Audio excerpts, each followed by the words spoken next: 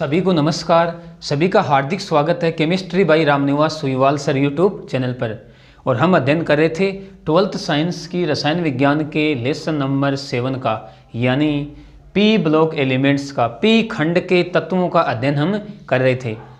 इस लेसन के हमारे 20 पार्ट कंप्लीट हो चुके थे और आज हमारा इस लेसन का पार्ट नंबर रहेगा 21। इस आज के वीडियो का हमारा टॉपिक रहेगा सल्फ्यूरिक अम्ल, यानी आज का जो हमारा वीडियो है वह बहुत ही इम्पोर्टेंट वीडियो है, क्योंकि हम इस वीडियो में एक महत्वपूर्ण कंपाउंड कह सकते हैं या महत्वपूर्ण अम्ल कह सकते हैं, जिसका अध्ययन हम इस वीडियो में करने वाले हैं, जिसका नाम है सल्फ्यूरिक अम्ल, सल्फ्यूरिक एसिड यानी H2SO4।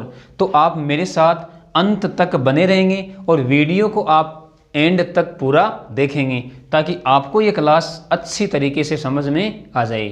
तो हम स्टार्ट कर रहे हैं सल्फ्यूरिक अम्ल। देखो, सल्फ्यूरिक अम्ल को हम क्या कहते हैं? हम इसे अम्लों का राजा कहते हैं। क्या कहते हैं? अम्लों का राजा, यानी किंग ऑफ एसिड। इस बात की चर्चा हमने पिछले वीडियो में भी की थी। किंग ऑफ एसिड्स, H2SO4 को हम अम्लों का राजा कहते हैं।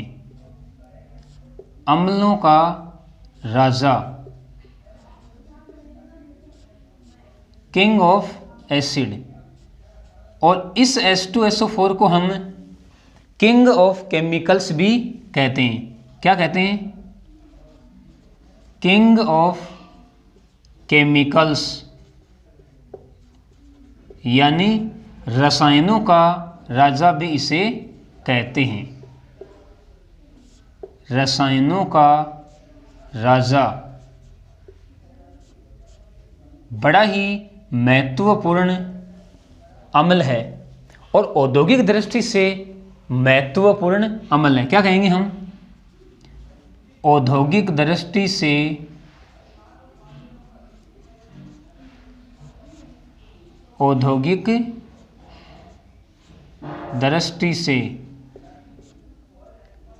महत्वपूर्ण अम्ल है। महत्वपूर्ण अम्ल है।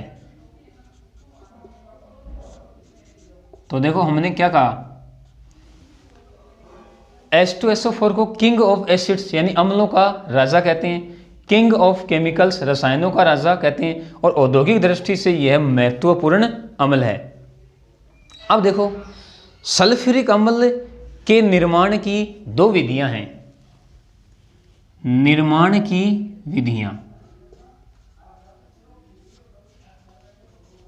निर्माण की विधियां।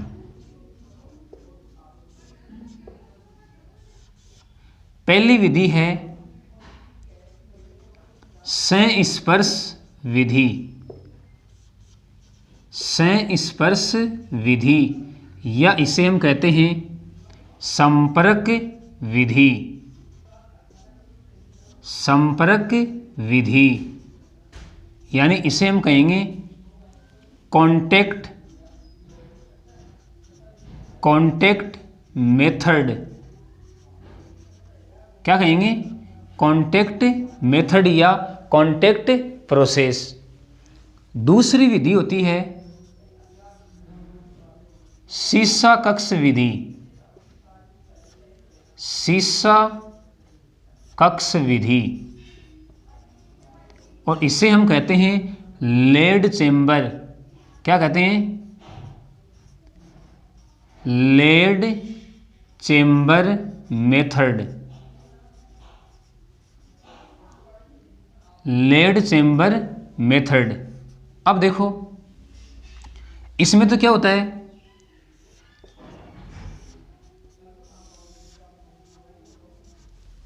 SO2 को SO3 में परिवर्तित किया जाता है V2O5 उत्प्रेरक की उपस्थिति में, यानी वेनेडियम पेंटा ऑक्साइड की उपस्थिति में SO2 को SO3 में परिवर्तित किया जाता है। किस विधि में? संस्पर्श विधि या संपर्क विधि में। और सीसा कक्ष विधि की अपन बात करें तो सीसा कक्ष विधि में SO2 को SO3 में परिवर्तित किया जाता है नाइट्रिक ऑक्साइड उत्प्रेरक की उपस्थिति में। ये इनमें मेन अंतर है, इस बात को आप ध्यान में रखोगे। देखो यहाँ पर SO2 गैस अवस्था में है, ऑक्सीजन भी गैस अवस्था में है, SO3 भी गैस अवस्था में है, लेकिन V2O5 ठोस अवस्था में है। और सीसा कक्ष विधि की बात करें तो देखो SO2 गैस अवस्था में, O2 गैस अवस्था में, SO3 गैस अवस्था में और नाइट्रिक ऑक्साइड भी गैस अवस्था में। तो अपन क्या कह सकते हैं कि यह तो विषमांगी उत्प्रेरण का उदाहरण है और ये समांगी उत्प्रेरण का उदाहरण है। क्यों? क्योंकि इसमें देखो अभिकारक, उत्पाद और उत्प्रेरक की भौतिक प्रावस्था अलग अलग है, क्योंकि यहाँ पर अभिकारक और उत्पाद तो है गैसीय अवस्था में और उत्प्रेरक है ठोस अवस्था में। इसकी बात करें तो देखो यहाँ पर अभिकारक, उत्पाद और उत्प्रेरक तीनों गैस अवस्था में, तो इसे हम समांगी उत्प्रेरण का एग्जाम्पल कह सकते हैं। ये एग्जाम्पल है विषमांगी उत्प्रेरण का। तो H2SO4 के निर्माण की दो प्रमुख विधि हैं।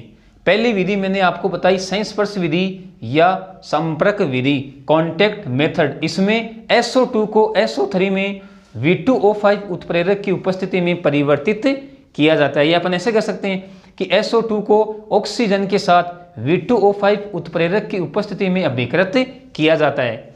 और सीसा कक्ष विधि में SO2 को SO3 में नाइट्रिक ऑक्साइड NO की उपस्थिति में परिवर्तित किया जाता है। हमारे सिलेबस में संस्पर्श या संपर्क विधि है, तो हम इस संपर्क विधि को अब डिटेल से पढ़ेंगे।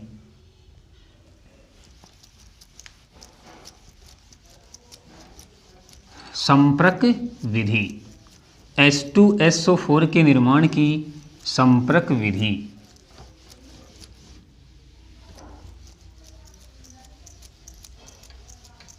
यानी अब हमारी हेडिंग क्या रहेगी? संपर्क विधि, कॉन्टैक्ट मेथड।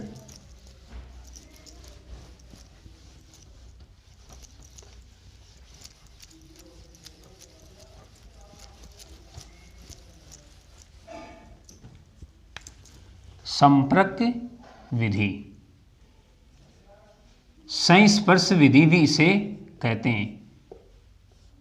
संस्पर्श विधि या इसी को कहते हैं संपर्क विधि। संपर्क विधि यानी कॉन्टैक्ट मेथड, कॉन्टैक्ट मेथड।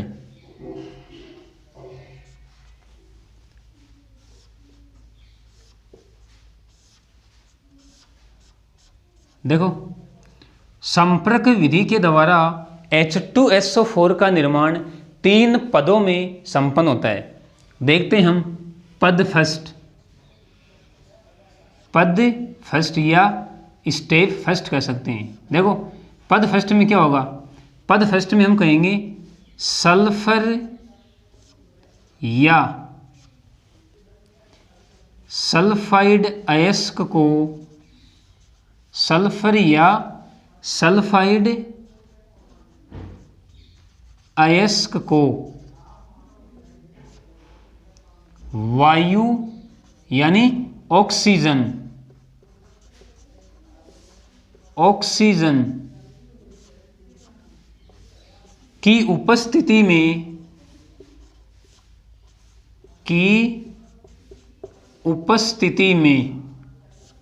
गर्म करते हैं, उपस्थिति में गर्म करते हैं। पहले पद में क्या करते हैं हम? या तो सल्फर लेंगे गंधक, या फिर सल्फाइड अयस्क लेकर उसको वायु की उपस्थिति में गर्म करते हैं, जिससे हमें SO2 प्राप्त होती है, सल्फर डाइऑक्साइड। देखो ये रहा सल्फर, ये वायु या ऑक्सीजन, तो हमें सल्फर डाइऑक्साइड प्राप्त हो जाएगी। या हम सल्फाइड अयस्क ले सकते हैं, जैसे FeS2, यानी ये है आयरन पाइराइट। इसे हम क्या कहते हैं? Iron pyrite. Iron pyrite. ये तो अपन ले लें 4 और 11 O2, तो देखो क्या बनेगा Fe2O3, ये तो बनेंगे 2 और साथ में 8 SO2।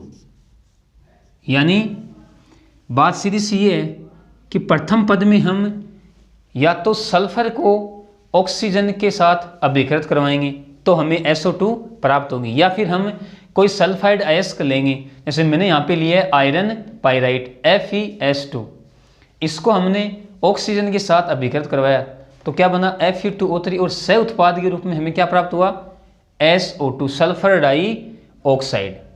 तो अब देखो प्रथम पद में हमें SO2 प्राप्त हो गई, इस SO2 में यानी अपन क्या कहेंगे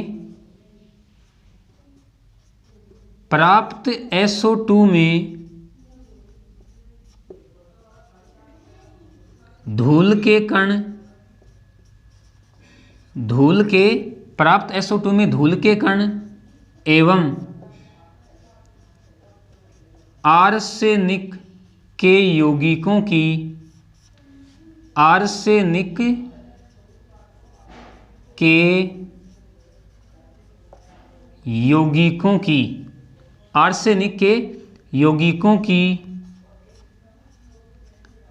अशुद्धि पाई जाती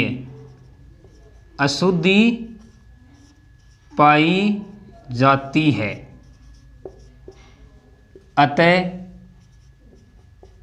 अतः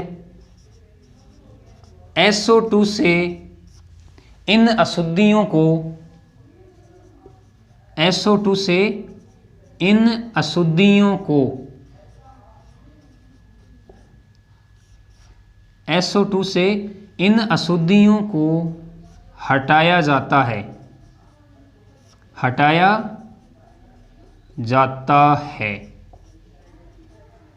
क्या कहा हमने कि प्राप्त SO2 में धूल के कण एवं आर्सेनिक के यौगिकों की अशुद्धि पाई जाती है, अतः SO2 से इन अशुद्धियों को हटा दिया जाता है।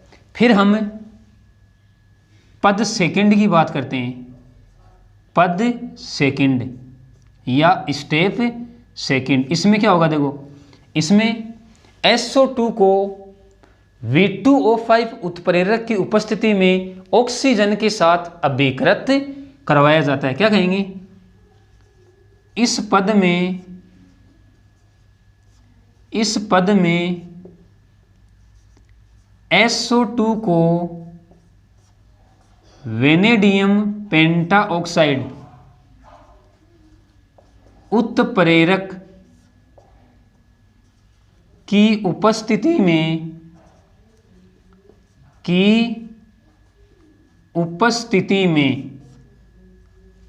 ऑक्सीजन के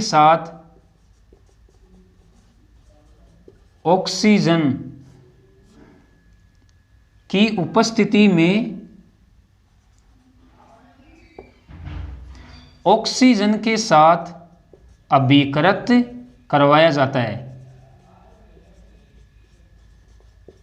अभिकृत यानी अभिक्रिया करवाई जाती है, अभिकृत करवाया जाता है।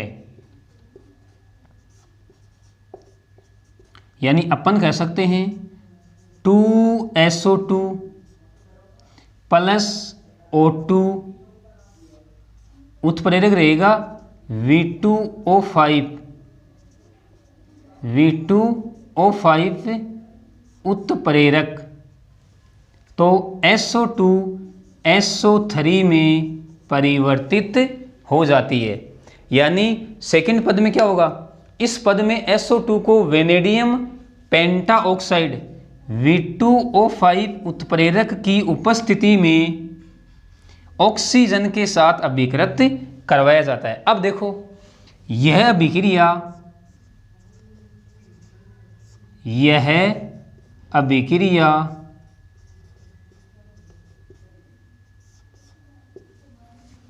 ऊष्माक्षेपी अभिक्रिया है। ऊष्माक्षेपी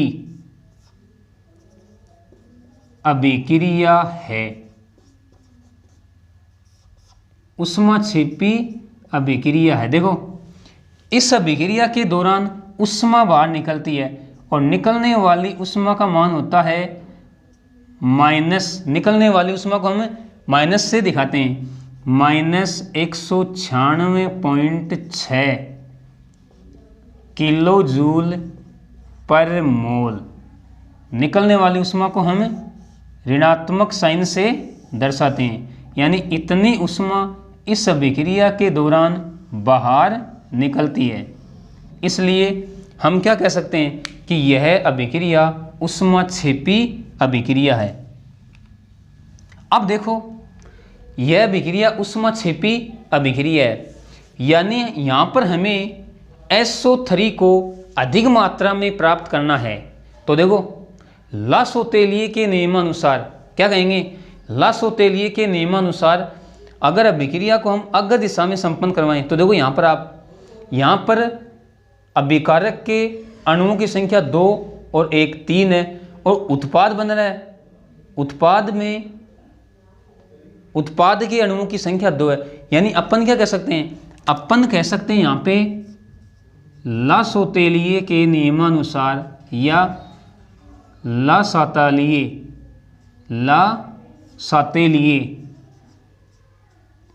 के नियमानुसार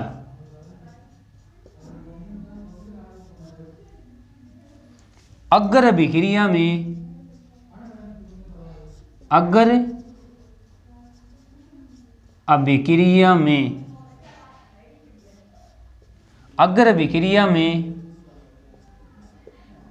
आयतन में कमी हो रही है, आयतन में कमी हो रही है। देखो कमी कैसे हो रही है, यहाँ पर 3 मोल हैं, अपन कह सकते हैं 3 मोल से कितने मोल बन रहे हैं, 2 मोल बन रहे हैं। 3 मोल से 2 मोल, 3 मोल से 2 मोल बन रहे हैं।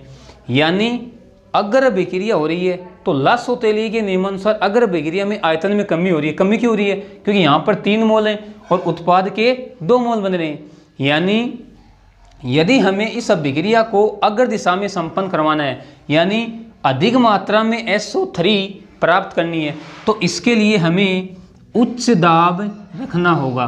क्या कहेंगे, उच्च दाब व निम्न ताप। उच्च दाब व निम्न ताप।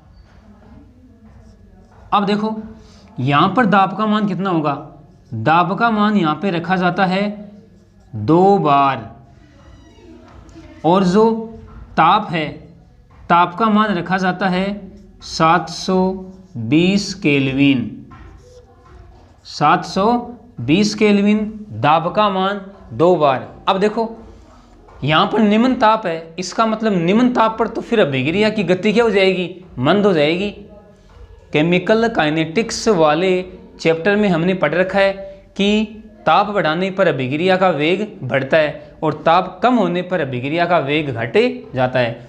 तो निम्न ताप रखेंगे तो अभिक्रिया धीमी गति से संपन्न होगी। इसीलिए इस अभिक्रिया को V2O5 यानी V2O5 उत्प्रेरक की उपस्थिति में संपन्न करवाया जाता है। यानी यहाँ पर उत्प्रेरक क्या होता है, V2O5।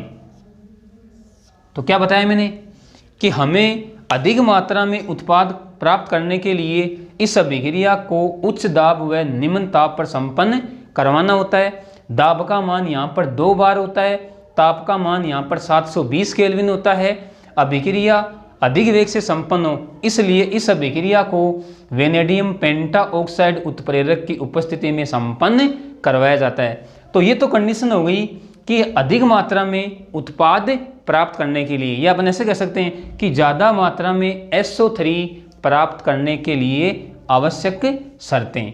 यह अभिक्रिया एक ऊष्माक्षेपी अभिक्रिया है, इसका मतलब यहाँ पर हमें ताप निम्न रखना होगा। तो ये तो हो गई पद सेकंड की बात। अब हम बात करते हैं पद थर्ड। मैं पद फर्स्ट को हटा रहा हूँ।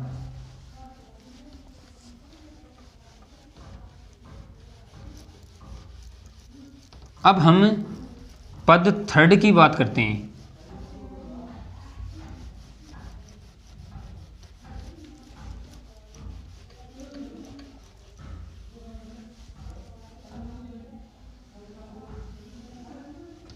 पद थर्ड, ये अपन कह सकते हैं स्टेप थर्ड।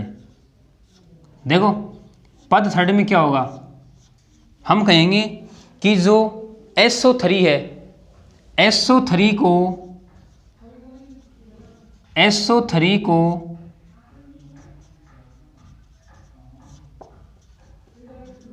सांद्र H2SO4 में अवशोषित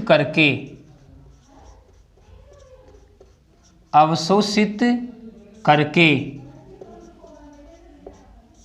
ओलियम प्राप्त कर लिया जाता है। ओलियम प्राप्त कर लिया जाता है। ओलियम प्राप्त कर लिया जाता है। फिर देखो क्या करेंगे, इस ओलियम का हम जल के द्वारा तनुकरण करवाएंगे। तो क्या कहेंगे, ओलियम का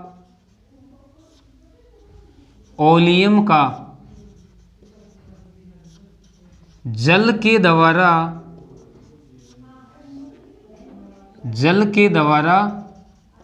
तनुकरण करवाकर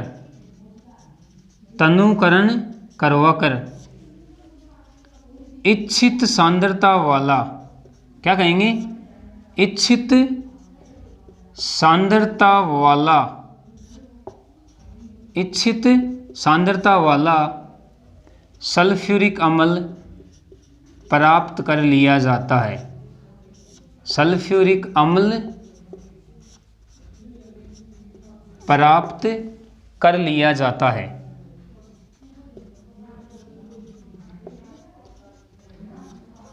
इच्छित सांद्रता वाला सल्फ्यूरिक अम्ल प्राप्त कर लिया जाता है। देखो दूसरे पद में SO3 प्राप्त हुई, SO3 को सांद्र H2SO4 में अवशोषित करके ओलियम प्राप्त कर लिया जाता है और इस ओलियम का जल के द्वारा तनुकरण करवाकर इच्छित सांद्रता वाला सल्फ्यूरिक अम्ल प्राप्त कर लेते हैं। देखो ये तो रहा हमारा SO3 सल्फर ट्राई ऑक्साइड, ये हमारा सांद्र H2SO4।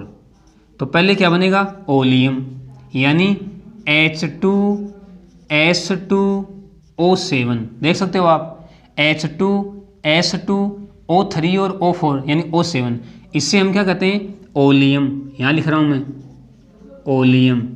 और अब इस ओलियम का हम यानी H2S2O7 यानी इसमें जल मिलाएंगे, इसका हम क्या करेंगे, तनुकरण, और तनुकरण करके हम सल्फ्यूरिक अम्ल प्राप्त कर लेते हैं। तो ये हो गया हमारा सल्फ्यूरिक अम्ल का निर्माण। अब देखो इस प्रकार प्राप्त जो सल्फ्यूरिक अम्ल है वह सामान्यतया, इस बात को भी आप ध्यान में रखोगे, सामान्यतया ये अपन ऐसे कह सकते हैं कि संपर्क विधि से प्राप्त H2SO4 सामान्यतया 96% से 98% तक शुद्ध होता है, यानी संपर्क विधि से प्राप्त H2SO4 सामान्यतया 96 से 98% तक शुद्ध होता है। तो ये तो हमने संपर्क विधि के 3 पद देख लिए। अब हम इसका डायग्राम देखते हैं, यानी संपर्क विधि का उपकरण, उसमें कौन सा कक्षक किस काम में प्रयुक्त होता है, यानी हम संपर्क विधि का अब डिटेल से डायग्राम देखेंगे। कितने उसमें कक्ष होते हैं, कौन से कक्ष में क्या होता है। तो अब मैं संपर्क विधि का डायग्राम बना रहा हूं।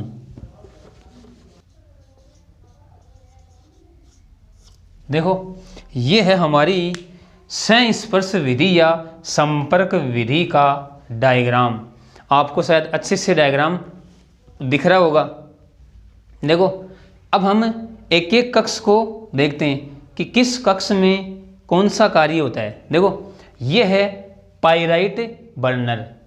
इस पाइराइट बर्नर में हम इधर से वायु यानी ऑक्सीजन प्लस सल्फर, या तो ऑक्सीजन सल्फर प्रवाहित करेंगे या फिर ऑक्सीजन यानी वायु प्लस कोई सल्फाइड अयस्क, ये इस पाइराइट बर्नर में आएगा SO2 गैस बनेगी। ये SO2 गैस बनकर इस धूल कक्ष में आएगी। तो इस धूल कक्षक में इस SO2 में जो धूल कण होते हैं, यानी अपन कह सकते हैं कि धूल कणों की अशुद्धियां अलग हो जाती हैं। हम इधर से भाप प्रवाहित करते हैं, तो भाप प्रवाहित करने से इस SO2 में उपस्थित धूल कणों की अशुद्धियां नीचे बैठ जाती हैं। अब देखो, भाप प्रवाहित करने से इस SO2 का तापमान बढ़ जाता है, और हमें पता है कि इसमें तापमान हम क्या रखते हैं, निम्न। तो इस SO2 का तापमान निम्न करने के लिए इसको शीतलक में प्रवाहित करते हैं। शीतलक में प्रवाहित करने से इस SO2 का ताप कम हो जाएगा। फिर ताप कम हो गया, फिर इस SO2 को हम स्क्रबर में प्रवाहित करते हैं। स्क्रबर में क्या होगा कि SO2 में जो जल में विलयशील अशुद्धियां हैं, देखो ऊपर से हम जल के फुहार डालते हैं, जल धारा डालते हैं, तो जल में जो विलयशील अशुद्धियां हैं वो नीचे हट जाती हैं, और इधर से हमारी SO2 इस शुष्कन मीनार में आ जाती है। देखो, यहां पर तो क्या हुआ, धूल कणों की अशुद्धियां हट गई। शीतलक में क्या हुआ, SO2 का ताप कम हो गया, यानी भाप के द्वारा जो ताप बढ़ा था वो ताप हमने शीतलक के द्वारा कम कर दिया। फिर इस स्क्रबर में जल में विलयशील अशुद्धियां अलग हो गई। अब इस शुष्क मीनार में देखो क्या होगा, जब हमने यहाँ पर जल प्रवाहित किया तो SO2 में नमी उत्पन्न हो गई। तो नमी को हटाने के लिए हम इस SO2 को शुष्कन मीनार में प्रवाहित करते हैं, तो यहाँ पर नमी हट जाती है। फिर यह SO2 आर्सेनिक शोधन में प्रवाहित करते हैं, जिससे SO2 में उपस्थित आर्सेनिक यौगिकों की अशुद्धियां अलग हो जाती हैं। इस आर्सेनिक शोधन में प्लेटें लगी होती हैं। इन प्लेटों पर फेरिक हाइड्रोक्साइड, देखो मैंने क्या लिखा है, फेरिक हाइड्रोक्साइड रखा होता है। यह फेरिक हाइड्रोक्साइड आर्सेनिक यौगिकों की अशुद्धियों को अवशोषित कर लेता है, यानी यह SO2 पूर्णतया क्या हो गई, शुद्ध हो गई।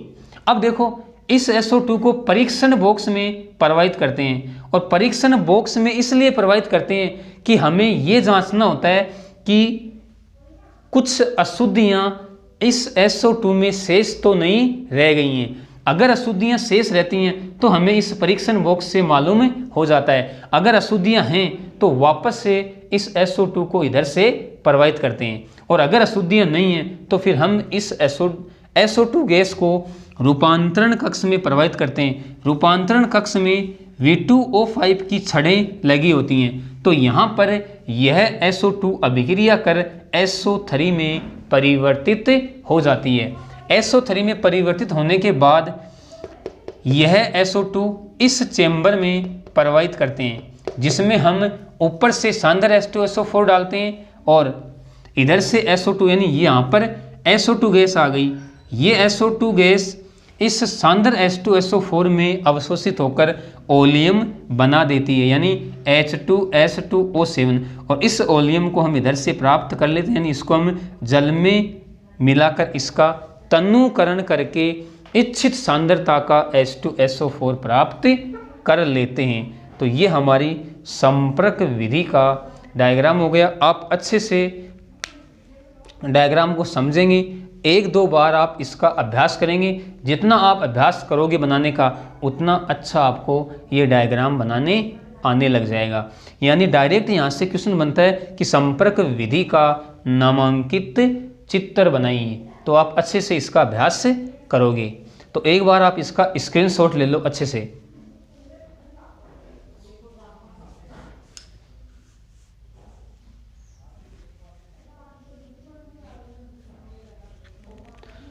शायद स्क्रीनशॉट ले लिया होगा आपने। एक दो बार इसका आप अभ्यास करना। तो ये हमारा हो गया संपर्क विधि का नामांकित चित्र। अब देखो हमने H2SO4 बना लिया या निर्माण कर लिया। अब हम H2SO4 की संरचना की बात करते हैं कि H2SO4 की संरचना कैसी होती है। तो अब मैं इस डायग्राम को हटा रहा हूं। अब देखो, अब हम सल्फ्यूरिक अम्ल की संरचना देखते हैं। यानी अब हमारी हेडिंग क्या रहेगी, H2SO4 की संरचना। देखो H2SO4 की संरचना हमने पिछले वीडियो में भी देखी थी। देखो S डबल बॉन्ड O,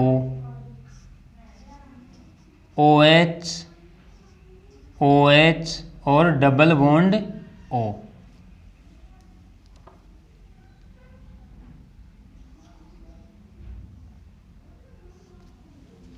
इसके ऊपर 4 इलेक्ट्रॉन, इसके ऊपर भी 4 इलेक्ट्रॉन, इसके ऊपर 2 इलेक्ट्रॉन, इसके ऊपर भी देखो 4 इलेक्ट्रॉन, क्योंकि 2 तो बंद में भाग ले रहे हैं, एक इधर सल्फर के साथ, एक H के साथ। ऑक्सीजन के संयोजी कोश में 6 इलेक्ट्रॉन होते हैं, तो इसका मतलब 4 इलेक्ट्रॉन, और इसके ऊपर भी 4 इलेक्ट्रॉन शेष रहते हैं। यानी ये तो होगी हमारी H2SO4 की संरचना। अब देखो, जब हम H2SO4 का आयनन करवाते हैं, क्या करवाते हैं, आयनन, तो इसके आयनन से सल्फेट आयन बनता है। क्या बनता है, सल्फेट आयन, SO4 2-, इसे कहते हैं सल्फेट आयन। तो कई बार सल्फेट आयन की संरचना भी पूछते हैं। तो सल्फेट आयन की संरचना कैसे होगी, देखो इसको भी आप ध्यान में रखोगे। S डबल बॉन्ड O, दोनों H+ के रूप में हट गए। यानी देखो समझना इस संरचना को, O यानी H+ के रूप में गया है, यानी बंध के दोनों इलेक्ट्रॉन इसके ऊपर आ गए। देखो 4 इलेक्ट्रॉन तो पहले से थे, ये लो, और 2 इलेक्ट्रॉन अब H+ के निकलने से आ गए, यानी इसके ऊपर माइनस चार्ज आ गया। और यही कहानी इसकी है, O 4 इलेक्ट्रॉन तो पहले से थे और 2 इलेक्ट्रॉन इस H के निकलने से, यानी बंध के दोनों इलेक्ट्रॉन ऑक्सीजन के ऊपर आ गए। तो इसका मतलब इसके ऊपर भी क्या आ गया, माइनस, और ये है डबल बॉन्ड O। तो ये हो गई सल्फेट आयन की संरचना, चतुष्फलकीय संरचना होती है। तो इसको भी आप ध्यान में रखोगे। सल्फेट, ये तो है H2SO4 की संरचना, यानी सल्फ्यूरिक अम्ल की संरचना, और ये है सल्फेट आयन की संरचना। सल्फेट आयन कैसे बनता है, सल्फ्यूरिक अम्ल के आयनन से क्या बनता है, सल्फेट आयन। अब देखो, अब हम चर्चा करते हैं H2SO4 के भौतिक गुणों की चर्चा कर रहे हैं। और गुणों में हम पहले चर्चा कर रहे हैं भौतिक गुण। ध्यान से समझेंगे आप। देखो हम क्या कहेंगे, यह रंगहीन, इसका कोई रंग नहीं होता है, यह रंगहीन गाढ़ा श्यान द्रव होता है, श्यान द्रव होता है। इसके गलनांक की हम चर्चा करें तो इसका गलनांक होता है 28 0.3 केल्विन। क्वथनांक होता है इसका 611 केल्विन और 298 केल्विन ताप पर इसका विशिष्ट घनत्व है। इसका विशिष्ट घनत्व है, इसको भी आप ध्यान में रखो। कितना होता है? 1.84 ग्राम पर सेमी क्यूब। 1.84 ग्राम पर सेमी क्यूब। 298 केल्विन ताप पर इसका विशिष्ट घनत्व कितना होता है? 1.84 ग्राम पर सेमी क्यूब। अब देखो इसका क्वथनांक उच्च होता है, यानी अपन कह सकते हैं कि इसका क्वथनांक 611 केल्विन है। यानी उच्च क्वथनांक का कारण क्या है? देखो इसका कारण आप देखो, हम कहेंगे इसका उच्च क्वथनांक का कारण है अंतरा अणुक हाइड्रोजन बंध। क्या कहेंगे? अंतरा अणुक हाइड्रोजन बंध, जिसकी वजह से सल्फ्यूरिक अम्ल का क्वथनांक उच्च होता है। देखो किस प्रकार से सल्फ्यूरिक अणुओं के मध्य अंतरा अणुक हाइड्रोजन बंध पाया जाता है। देखो आप ध्यान से समझेंगे आप, OH इधर double bond O double bond O। इसी प्रकार एक अणु में यहाँ पे दिखा दूँ, OH double bond O double bond O। इसी प्रकार एक अणु में इधर दिखा दूँ, OH डबल बॉन्ड O और डबल बॉन्ड O। अब देखो इसका तो H और इसका O क्या बनाएंगे? अंतरा अणुक हाइड्रोजन बंध। इसी प्रकार इसका O और इसका H, यानी ये अंतरा अणुक हाइड्रोजन बंध के द्वारा जुड़े जाते हैं। इसी प्रकार ये ऑक्सीजन भी इधर H के साथ क्या बनाएगा? हाइड्रोजन बंध। इसी प्रकार ये ऑक्सीजन भी H के साथ, किसी दूसरे अणु के H के साथ, और इसी प्रकार यह हाइड्रोजन भी किसी दूसरे अणु के ऑक्सीजन के साथ क्या बनाएंगे? अंतरा अणुक हाइड्रोजन बंध। यानी हम कह सकते हैं अंतरा अणुक हाइड्रोजन बंध। तो सल्फ्यूरिक अम्ल का जो उच्च क्वथनांक है वो किसकी वजह से होता है? अंतरा अणुक हाइड्रोजन बंध की वजह से। क्या कहा हमने? यह रंगहीन गाढ़ा श्यान द्रव्य होता है। इसका गलनांक 28.3 केल्विन होता है। क्वथनांक 611 यानी उच्च क्वथनांक होता है 611 केल्विन। 298 केल्विन ताप पर इसका विशिष्ट घनत्व है 1.84 ग्राम पर सेमी क्यूब होता है। और इसका उच्च क्वथनांक अंतरा अणुक हाइड्रोजन बंध के कारण होता है। ये हमने सल्फ्यूरिक अम्ल के अणुओं के मध्य अंतरा अणुक हाइड्रोजन बंध दिखाया है। अब देखो अगला भौतिक गुण हम कह सकते हैं यह जल में अत्यधिक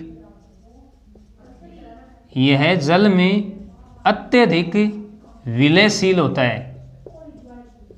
अत्यधिक विलयशील होता है। अब देखो जब हम H2SO4, ध्यान से समझना आप, H2SO4 जल में मिलता है, यानी तो इस H2SO4 का क्या होता है? तनुकरण। क्या हो जाएगा? तनुकरण। और तनुकरण होगा साथ में ऊष्मा, अधिक मात्रा में ऊष्मा बाहर निकलती है। अब देखो H2SO4 के तनुकरण की एक आवश्यक शर्त है।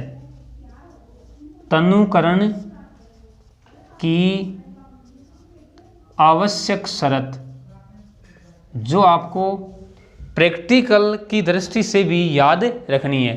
तनुकरण की आवश्यक शर्त, देखो क्या शर्त है? यानी हमें H2SO4 का तनुकरण करवाना है। तो यानी जल में अम्ल मिलाएंगे या फिर अम्ल में जल मिलाएंगे, तो हम क्या कहेंगे? हम कहेंगे जल में H2SO4 मिलाते हैं, जल में H2SO4 मिलाते हैं, न कि H2SO4 में जल। इस बात का आप ध्यान रखोगे। यानी पहले हम किसी बीकर या पात्र में क्या लेंगे, जल, और फिर उस पात्र की दीवार के सारे हम सावधानी से क्या मिलाएंगे, H2SO4। कभी भी H2SO4 में जल नहीं मिलाते हैं। अगर मिला दिया तो विस्फोट होगा। क्यों? क्योंकि H2SO4 के तनुकरण से ऊष्मा बाहर निकलती है, यानी विस्फोट भी हो सकता है। तो ये H2SO4 के तनुकरण की आवश्यक शर्त क्या बताया मैंने, कि जल में H2SO4 मिलाते हैं, न कि H2SO4 में जल। तो ये हमारे H2SO4 के भौतिक गुणधर्म हो गए। अब हम चर्चा करते हैं H2SO4 के रासायनिक गुणधर्मों की। अब हम सल्फ्यूरिक अम्ल के रासायनिक गुणों की चर्चा करते हैं। अब हमारी हेडिंग क्या रहेगी, H2SO4 के रासायनिक गुण। रासायनिक गुण देखो, H2SO4 की क्रियाशीलता प्रबल होती है, यानी अपन कह सकते हैं यह प्रबल क्रियाशील होता है, प्रबल क्रियाशील। अब देखो, इसकी प्रबल क्रियाशीलता का कारण क्या है। देखो, पहला कारण तो है इसका निम्न वाष्पशीलता, निम्न वाष्पशीलता। दूसरा कारण है जल में अत्यधिक विलेयता, जल में अत्यधिक विलेयता, जल में अत्यधिक विलेयता। तीसरा कारण है प्रबल अम्लीय गुण। क्या कहेंगे, प्रबल अम्लीय गुण। नेक्स्ट कारण अपन ले सकते हैं ऑक्सीकारक गुण, ऑक्सीकारक गुण। और एक कारक अपन या एक कारण अपन दे सकते हैं निर्जली कारक गुण। क्या कहेंगे, निर्जली कारक गुण। यानी इन गुणों की वजह से H2SO4 प्रबल क्रियाशील हो जाता है। अब देखो, हम इसके कुछ रासायनिक गुणों की चर्चा करते हैं। देखो, हम क्या कहेंगे कि H2SO4 एक द्विक्षारकी अम्ल है। क्या कहेंगे, एक द्विक्षारकी अम्ल है, यानी यह 2H+ दान करता है या 2H+ त्याग करता है। देखो कैसे करेगा, दोनों को मैं अलग अलग दिखा रहा हूं। ये है H2SO4, H+ क्या बनाएगा, HSO4-, यानी ये है बाईसल्फेट आयन। क्या है, बाईसल्फेट आयन। अम्ल का वियोजन हुआ है, इसका वियोजन स्थिरांक में लिख दूं Ka1। अब ये बाईसल्फेट आयन यानी HSO4-, ये इस H को B+ के रूप में त्याग देगा और क्या बनाएगा, SO4-, आयन, यानी सल्फेट आयन का निर्माण हो जाता है। और इसके वियोजन स्थिरांक को मैं Ka2 से लिख दूं। यानी अपन कह सकते हैं कि H2SO4 के वियोजन स्थिरांकों के मान उच्च होते हैं, जिसकी वजह से इसकी अम्लीयता प्रबल होती है। यहाँ पर अगर हम इन दोनों की तुलना करें तो Ka1 का मान Ka2 से अधिक होता है।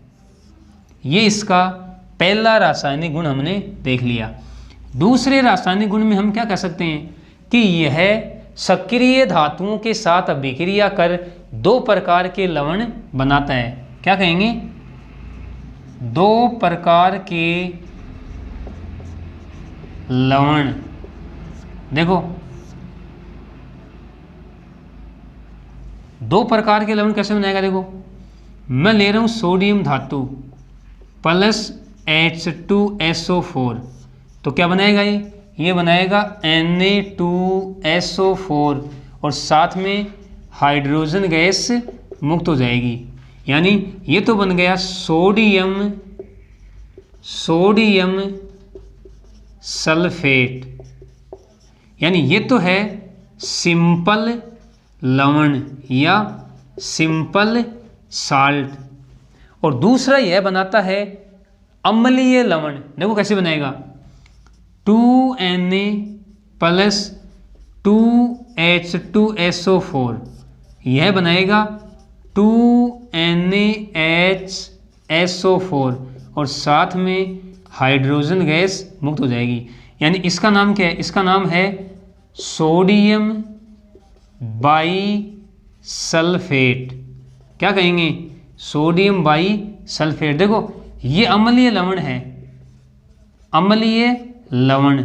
इसे अम्लीय लवण क्यों कहा, देखो इसमें एक हाइड्रोजन उपस्थित है जिसे यह H प्लस के रूप में त्याग देता है, इसलिए इसको हम अम्लीय लवण कहते हैं। तो H2SO4 सक्रिय धातुओं के साथ अभिक्रिया करके दो प्रकार के लवण बनाता है। हम कहेंगे सामान्य या सरल लवण, दूसरा अम्लीय लवण। अब हम बात करते हैं इसके अगले रासायनिक गुण की। देखो अभी हमने देखा इसका गुण, यह निर्जली कारक की भांति कार्य करता है, निर्जली कारक की भांति, यानी यह जल के अणुओं का निष्कासन कर देता है, जल के अणुओं का निष्कासन कर देता है। यानी अपन कह सकते हैं अगले गुण, रासायनिक गुण में, यह निर्जली कारक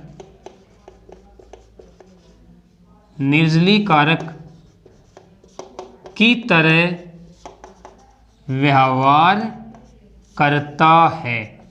जैसे हम एग्जाम्पल से समझें, मेरे पास है शर्करा, देखो C12H22O11, ये है शर्करा।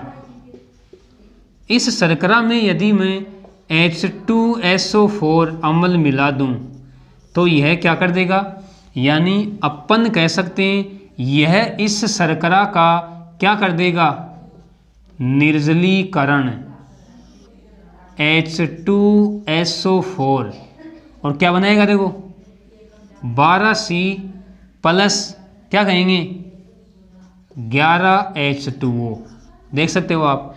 यानी जब हमने शर्करा में क्या मिलाया, सल्फ्यूरिक अम्ल, तो हमें जो शर्करा है वो काले रंग की प्राप्त होगी। यानी अपन कह सकते हैं कि शर्करा जलने लग गई, शर्करा जल गई। यानी अब वो काले रंग की किसकी वजह से हुई, देखो यहाँ पे कार्बन प्राप्त हो गया है 12 कार्बन प्लस 11H2, यानी तो शर्करा से जल के अणु हट रहे हैं, इसलिए हम क्या कह सकते हैं कि सल्फ्यूरिक अम्ल निर्जली कारक की तरह व्यवहार करता है। अगले रासायनिक गुण की बात करें हम, तो हम क्या कहेंगे, यह धातु लवणों के साथ अभिक्रिया कर, क्या कहेंगे, धातु लवणों के साथ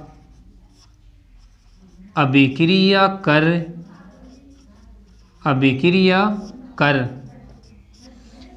वाष्पशील लवण बनाता है, वाष्पशील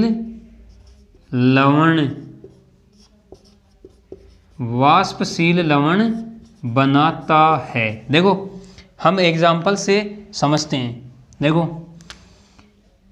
MX प्लस H2SO4, तो क्या बनाएगा, दो ले लूँ इसके, यानी ये बनाएगा M2SO4 प्लस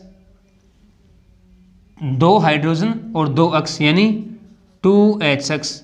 यानी ये जो लवण बना है ये बना है वाष्पशील लवण। देखो M बराबर तो क्या है धातु, जैसे मैं ले लूँ यहाँ पे Fe सोडियम, और अक्स बराबर क्या है फ्लोरीन क्लोरीन NO3। जैसे मैं एक एग्जांपल लूँ, मैं यहाँ पे ले लूँ 2NaCl और इसकी मैं अभिक्रिया करवा दूँ H2SO4 के साथ, तो क्या बनेगा देखो Na2SO4 और साथ में 2HCl,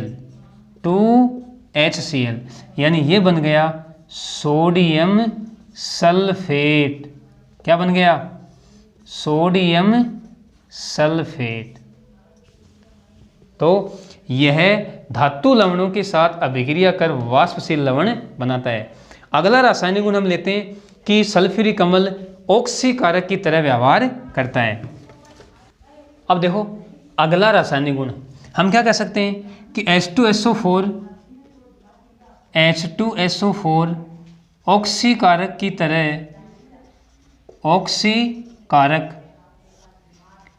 तरह व्यवहार करता है, ऑक्सीकारक की तरह व्यवहार करता है। देखो कुछ एग्जांपल देखते हैं अपन।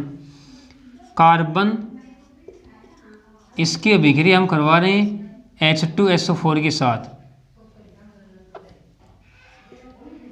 2H2SO4। देखो कार्बन डाइऑक्साइड बनेगा और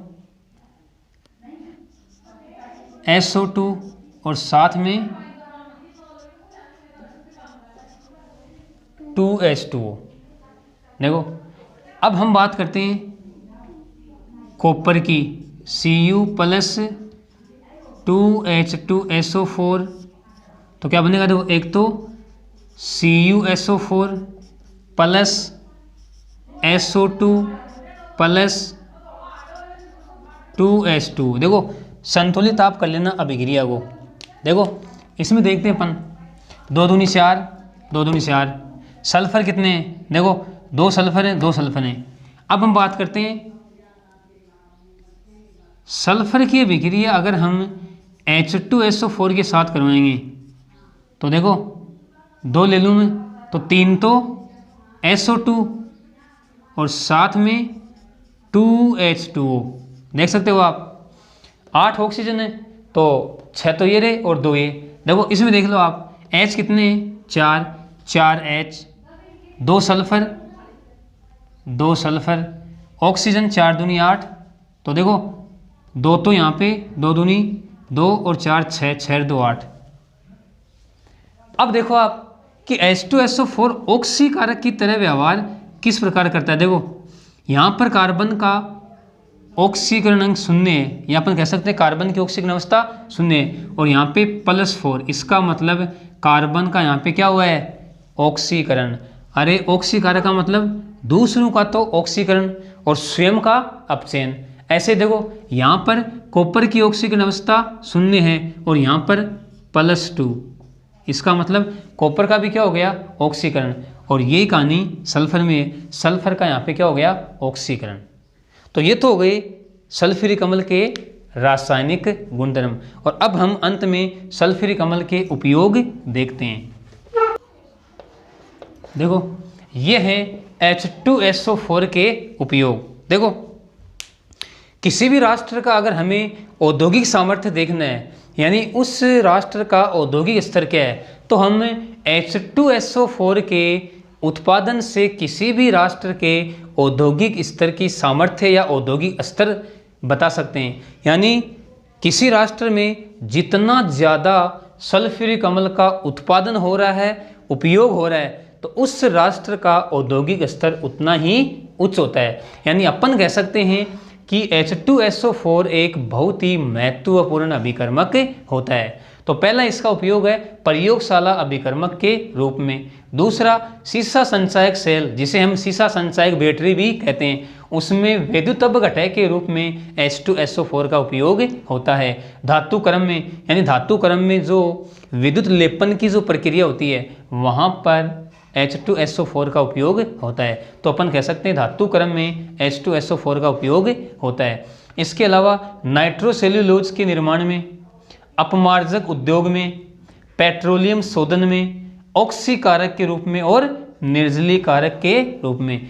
तो ये कुछ महत्वपूर्ण H2SO4 के उपयोग हैं। तो देखो इस आज के वीडियो में हमने जो सल्फ्यूरिक अम्ल है H2SO4, जिसे अम्लों का राजा कहते हैं, रसायनों का राजा कहते हैं या औद्योगिक दृष्टि से महत्वपूर्ण अभिकर्मक भी कहते हैं, इसका हमने डिटेल से अध्ययन कर लिया है। इसके निर्माण की हमने संपर्क विधि को डिटेल से पढ़ा, H2SO4 की संरचना का अध्ययन किया, H2SO4 के गुणधर्मों में हमने भौतिक गुणधर्म पढ़े, रासायनिक गुणधर्म पढ़े और H2SO4 के उपयोग पढ़े। यानी अपन कह सकते हैं कि जो हमारा समूह है 16 के तत्व है जिनका हम अध्ययन कर रहे थे, वो आज इस पार्ट नंबर 21 में समाप्त हो गए।